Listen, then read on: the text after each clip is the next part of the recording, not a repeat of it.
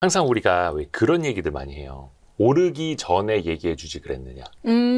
오르고 나서는 또 지금도 괜찮아요? 근데 왜 좀 조정이 왔으면 좋겠다. 저희가 오르기 전에 말씀드리잖아요. 예. 아무도 관심이 없어. 아무도 관심이 없어. 그러다 이제 올랐을 때 조정 좀 받았으면 좋겠다. 근데 막상 조정이 오면 또 관심 없으세요. 오늘 약간 그런 겁니다. 오늘은 금은동에 대해서 이야기해 주신다고 하는데 미래에셋 자산운용 김수정 본부장과 함께합니다. 안녕하세요. 네, 안녕하세요. 많이 올랐어요, 사실은. 금은동. 많이 올랐죠. 금은동 정말 많이 올랐어요. 예. 그래서 제가 한번 가격을 보니까 최근 주식도 뭐 우리나라 주식이 엄청나게 많이 올라가고 있는 상황인데 그뿐만 아니라 금은동의 그래프를 한번 그려봤어요. 근데 2024년부터 2026년 최근까지 그래프를 그려보니까 이 세 개의 귀금속 원자재들의 가격이 다 우상향하는 모습을 보였더라고요. 실질적으로 2025년에 금은 한 62% 정도 올랐고 은은 142% 정도 올랐고 그다음에 작년에만? 네, 작년에만 구리는 41% 정도 올랐습니다. 와, 근데 저 차트에 보이지만 변동성이 장난 아닙니다. 구리가 유독 변동성이 장난 아니죠. 맞아요. 이게 일단 각 귀금속마다 이 금은동 다 각자의 개별마다 스토리가 더 별도로 있기는 해서 금은 워낙에 뭐 제가 여기저기 많이 말씀드렸고 자료도 많으니까 오늘은 은에 대해서 일단 한번 시작을 해보도록 하겠습니다. 그러니까 작년에 은이 좀 뒤늦게 출발했잖아요. 금보다 훨씬 늦게 출발했습니다. 그러다가 갑자기 엄청나게 올랐거든요. 그래프 보시면 아시겠지만 꾸준하게 우상향한 느낌이라면 은 같은 경우에는 그냥 그대로 있다가 갑자기 급증한 느낌이 급발진. 굉장히 강하죠. 왜 그렇게 많이 올랐던 거예요? 일단 원자재 시장에서 가장 중요한 거는 공급과 수요입니다. 당연한 얘기기는 하지만 주식이 이익과 나르티브, 이렇게 성장성에 대한 스토리에 따라 가지고 주가가 움직인다면 원자재 시장 같은 경우에는 가장 베이스라인이 되는 게 공급과 수요입니다. 그래서 원자재 뭐 이벤트가 발생을 했는데 원자재 가격이 움직이는 이유는 그 이벤트가 공급 혹은 수요에 영향을 미칠 것이라고 예상하기 때문인 거죠. 네, 그래서 일단 공급과 수요적인 측면에서 은을 한번 보면 그 실버 인스티튜트에 따르면 얼마 전에 발표된 내용입니다. 4월 16일 날 레포트가 발표가 됐는데 은만 그 연구한 기관이 있나 봐요. 맞아요. 실버 인스티튜트도 있고 금만 연구하는 연구소도 있어요. 네. 그게 돈이 된다는 거예요. 예, 그럼요. 이제 워낙에 관심이 많은 원자재다 보니까 공급 부족 규모가 작년 대비해서 15%가 더 많이 부족할 것이다라는 레포트를 냈고 더 부족하다. 작년보다 더 부족하다. 그래서 한 6년 정도 공급 부족이 시달릴 것이다. 라는 레포트가 나왔습니다.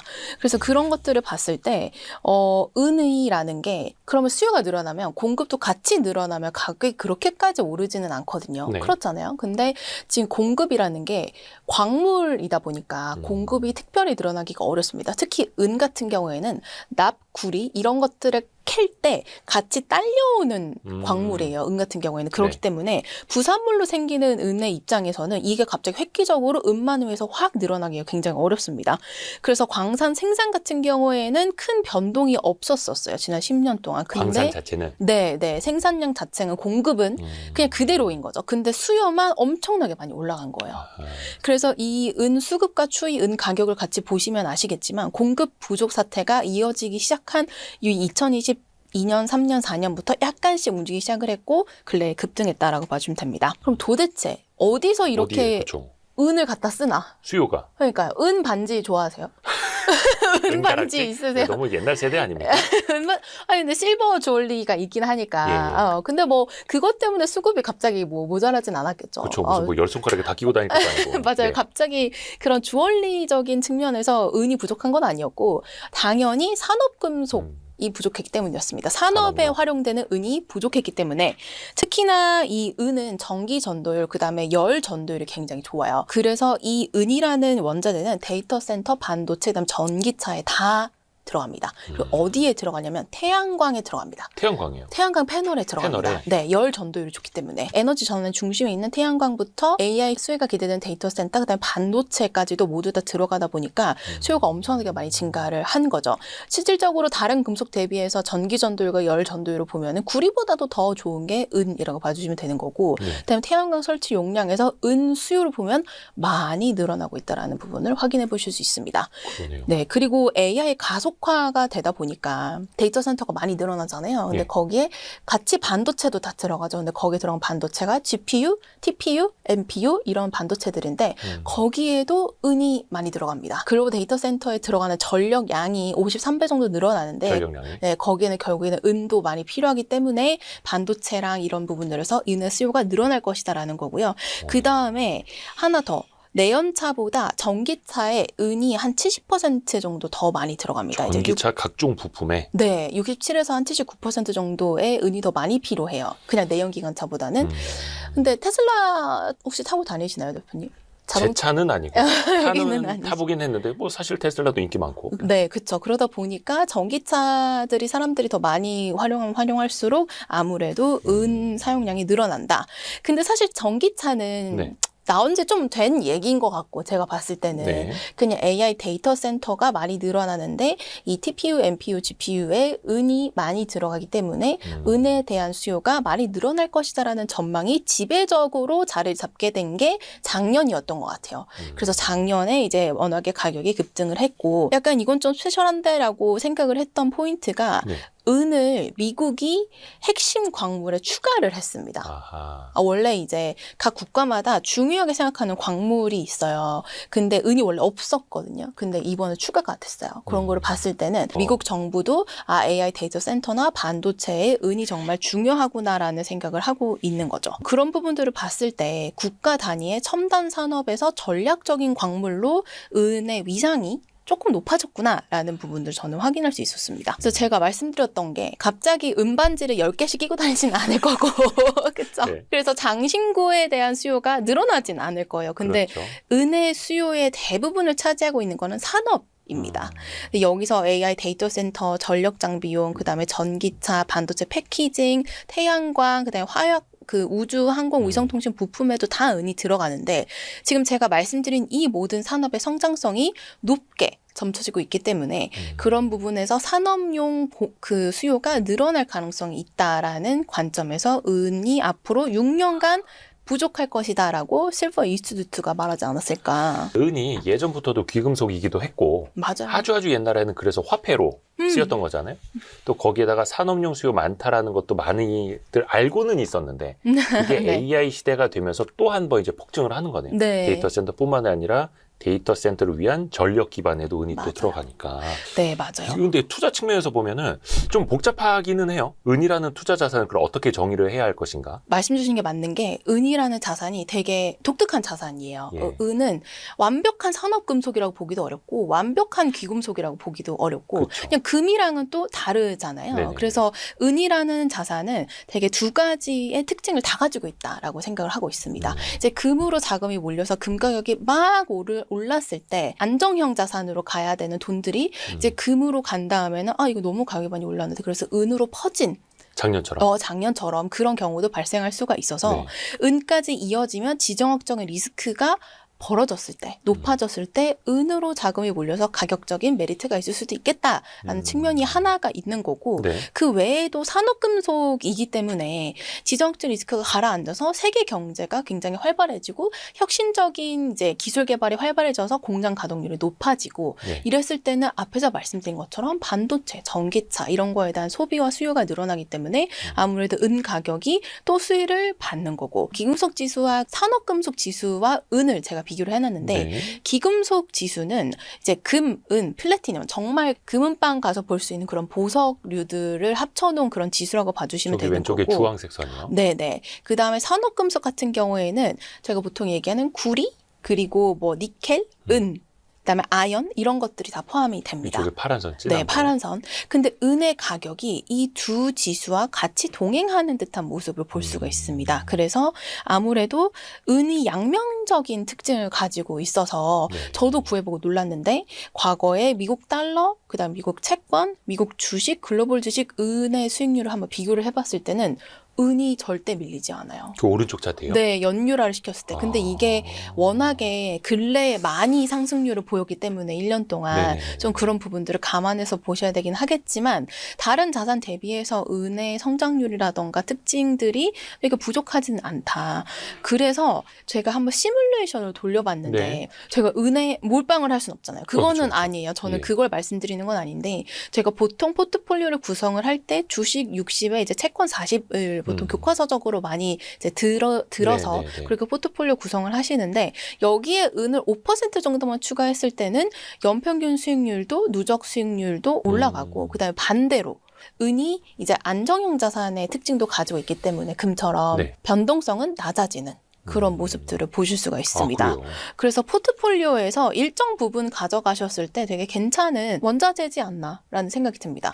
그러니까 포트폴리오를 보통 금은 거의 다 가지고 계실 것 같아요. 근데 뭐 예를 들어 ETF를 가지고 계실 수도 있고 네네, 그렇죠. 그냥 골드 바를 가지고 계실 수 있고 뭐 돌반지를 가지고 계실 수도 있는데 금은 어떤 방법으로든 많이 보유를 하고 계신 것 같아요. 뭐 ETF든 뭐든 간에. 근데 은은 실버 바를 굳이 이렇게 가지고 계신 분들은 거의 없기 때문에 규모가 사이즈가 덩치가 무게가 훨씬 맞아요. 크니까. 너무 그거를 이제 보관하기 너무 힘들잖아요. 그렇죠. 그래서 ETF로 이제 포트폴리오로 한번 대응을 해보시면 어떨까라는 생각이 듭니다. 그렇죠. 결국 우리 또 이제 ETF로도 배워보는 시간이기도 하고 네. 은 ETF가 많이 있어요? 어떻게 하는 게 좋아요? 제가 아까 전에 살짝 말씀드리긴 했는데 제가 만약에 원자재에 투자를 하고 싶다라고 하면은 세 가지 방법이 있어요. ETF로 투자하시는 방법이 두 가지고 그 다음에 그냥 아까 전에 말씀드린 것처럼 실버 바 같은 거, 은수저. 골드 바, 네, 은수저. 뭐 독 검사하실 건가요? 은수저가 왜 필요하죠? 종로 가면 많이 팝니다. 아, 그래요? 네. 그래서 이제 그렇게 세 가지 방법이 있는데 저는 개인적으로 현물 ETF에 투자를 해야 된다. 원자재는. 현물 ETF. 네. 근데 현물 ETF라는 거는 이제 실질적으로 은 현물을 보관하는 ETF. 라는 거고요. 그 다음에 은 선물 ETF는 모든 원자재는 다 선물이 있습니다. 그렇죠. 그래서 그 선물 지수를 거래하는 ETF, 그 선물의 지수를 추정하는 ETF. 근데 선물이다 보니까 롤오버 위험이 발생할 수 있기 비용이 항상 때문에, 들죠. 네. 그래서 이제 은현물 ETF를 말씀을 드리고, 그 어떤 원자재도 저는 현물 ETF가 있다면 현물 ETF를 하시는 걸 추천드리는 편이긴 그러니까 합니다. 비용적인 측면에서 특히 장기 투자할 거면 맞아요. 이게 아시다시피 선물 같은 경우에는 뭐 3개월마다 만기가 돌아오기 때문에 맞아요. 차월물로 이른바 바꿔서 사야 되는데 그때마다 약간 갭이 있을수록 더 비싸게 사고 맞아요. 싸게 팔고 더 비싸게 사고 맞아요. 이 비용이 이제 수익률을 녹아내리게 하니까 맞아요. 그래서 현물 ETF로 이거는 금도 마찬가지예요. 저는 모든 원자재는 웬만하면 현물 ETF를 하시는 걸 추천드립니다. 비용 측면에서 네, 보면 비용 측면에서도 그렇고 현물과 선물의 괴리가 벌어질 때가 있어요. 네. 근데 그 괴리가 벌어지는 것에 대해서도 ETF 가격도 많이 달라질 수 있기 때문에 그럴 거면 그냥 정말 찐으로 내가 집에 이 원자재를 보관하는 듯한 효과를 줄 수 있는 현물 ETF에 투자를 하시는 거가 훨씬 더 낫지 않나라고 생각합니다. 그 시간을 내 편으로 만들 수 있고 네, 그러면 타이거 ETF에도 그 금, 골드 있고 네, 은도 있고 구리도 있잖아요. 맞아요. 저희 금은동 다 있어요. 그러면 은이 현물이 있었어요? 없었는데 이제 상장을 하는 이번에? 거고. 네. 그래서 타이거 ETF 같은 경우에는 금은동을 다 현물 ETF로 라인업을 쫙 갖추고 있습니다. 그래서 금 같은 경우에는 워낙에 뭐 얘기도 많이 드리기는 했는데 이제 금은 저는 개인적으로 지정학적인 분쟁과 전쟁과 그다음에 논쟁 이런 게 끊이지 않을 거라고 생각을 해요. 그래서 금 ETF 같은 경우에는 장기적인 투자처로 굉장히 괜찮다라고 네. 생각을 하는 건데 타이거 캐락스 금융 ETF가 있고 그다음에 은은 제가 이제 앞에서 한껏 말씀드렸던 이제 은 액티브 ETF라고 봐주시면 되는데 근데 은이 액티브예요? 네, 저희가 은 현물을 보관하는 ETF에 투자하는 액티브 ETF입니다. 어떻게 다른 거예요, 그러면? 구조가 다르죠. 그러니까 액티브하게 은을 샀다 팔았다 하는 게 아니라 액티브하게 은을 샀다 팔았다 하는 게 아니라 네. 금 현물 같은 경우에는 금 현물 지수가 KRX에 있잖아요. 네. 그래서 그걸 저희는 쥐고 있으면 되는 그건 거고. 저희가 쥐고 있는 거고 그다음에 네. 구리 실물 같은 경우에는 저희가 창고가 있어요. 서울엔 없고 어디 계약해서 네, 지방에 있고 오. 그래서 그 ETF 이거는 들어오는 만큼 구리를 사서 거기다 담아놓는 거예요? 네, 맞아요. 그래서 오. 구리실물 같은 경우는 정말 창고가 별도로 있고 오. 그다음에 은 액티브 ETF 같은 경우는 저희가 창고를 만들고 이런 것들이 너무 원활하지가 않았기 때문에 그런 창고를 가지고 은 현물 ETF에 투자하는 ETF라고 봐주시면 돼요. 오. 그래서 은현물 ETF에 액티브하게 투자하는 ETF라고 봐주시면 됩니다. 그러면 그것도 뭔가를 다른 ETF를 또 조절을 할 수 있기 때문에 액티브예요? 네. 은현물 재밌네요. ETF마다 비중을 조절할 수 있기 때문에 은현물 액티브 ETF입니다. 근데 이거는 앞에서 말씀해 주셨던 어떤 지정학적 위험에서도 그렇고 산업의 수요 혹은 또 네. 유동성의 증가를 이제 같이 보고 투자하고 해지할 수 있는 목적으로. 맞아요. 은이 굉장히 특이한 기금속인 것 같아요. 이제 구리는 완전 산업금속이고, 그렇죠. 그다음에 네, 그렇죠. 금 같은 경우에는 완전 기금속, 그러니까 안정형 금속인데 은이 딱 그 가운데에 있다라고 생각이 들어서 연금 계좌에서 투자하시기 되게 어울리는 그냥 일부 포션을 투자하시는 게 되게 괜찮겠다. 근데 구리 같은 경우에는 막 장기 투자하세요라고 말씀드리기 조금 어려워요, 솔직히. 이게 구리에 한 번 물리면요 오래 갑니다. 오래 갑니다. 근데 이게 아까도 변동성을 보여드렸잖아요. 맞아요. 네. 구리도 사실 나래티브가 충분히 있기는 해요. 구리 같은 경우에도 골드만삭스가 2026년에 데이터 센터가 많이 늘어날 것이다. 그래서 구리의 수요가 30% 늘어날 것이다라고 발표하기도 했고 네네. 실질적으로 그리고 다시 한번 전기차가 또 나오는데 전기차 한 대에 들어가는 구리의 양은 블룸버그 뉴 에너지 파이낸스에 따르면은 내연기관차 대비해서 34배 정도가 필요합니다. 은은 60에서 70% 정도 사이였다면 구리는 훨씬 더. 34배가 필요해요. 그래서 구리가 그때 전기차가 한번 확 왔을 때 같이 한번 확 왔었어요. 그러니까 맞아요. 그 산업에 대한 비전이 밝아질수록 뭐 예를 들어서 ETF로 투자한다면 그게 훨씬 더 유망하긴 하지만 그 산업이 꺾이면 이것 역시 또 크게 꺾이니까 그건 좀 염두에 두고 하시는 게 맞죠. 그래서 구리 같은 경우에는 아까 전에 보셨지만 변동성이 굉장히 큰 편이고 산업금속이다 보니까 근데 뭐 금 같은 경우에는 변동성이 근래에 좀 높긴 했지만 원래는 이제 안정형 자산으로 보통 이제 전 세계적인 안정 자산을 치니까 그런 거고 은은 그 가운데에 있는 친구라고 봐주시면 될 것 같아요. 아, 좋습니다. 그러면은 액티브 ETF, 타이거 은 액티브 ETF잖아요. 네네. 언제 상장하는 거예요? 이거를 저희가 4월 28일 날 상장합니다. 4월 28일. 제가 아까 전에 시뮬레이션 결과를 보여드렸잖아요. 네네. 장기 분산 투자했을 투자해도 괜찮다라고 보여드린 이유가 은 ETF 같은 경우에는 저희가 현물 ETF로 분류가 되기 때문에 네. 타이거 은 액티브 ETF 퇴직연금 계좌에 투자하실 수 있고 그 다음에 뭐 저희가 원자재 라인업 금은동을 다 가지고 있기 때문에 나 원자재 투자해야지라고 고민하고 계시다면 이제 홈페이지 오셔서 금은동 다 한번 보시면 좋을 것 같습니다. 타이거 KLX 금현물 ETF도 있고 네. 타이거 구리 실물 ETF도 있고 네. 이번에 타이거 은 액티브 ETF까지 있고. 금운동 금은동. 올림픽이네요. 우리 좀 댓글 이벤트 하면 좋은데 댓글로 여러분이 타이거 은 액티브 ETF 요 애칭을 정해주셔도 좋고요. 또 여러분이 귀여워. 투자하실 그 생각 어떻게 할 거지의 전략 같이 또 나눠주시면 저희가 또 10분을 추첨을 해서 커피 쿠폰도 또 같이 또 보내드리겠습니다. 오늘은 은 투자 방법 그리고 은이 왜 강세로 갈 수밖에 없는지에 대해서도 같이 또 이제 스터디를 해봤고요. 미래세 자산운용의 김수정 본부장과 함께했습니다. 고맙습니다. 감사합니다.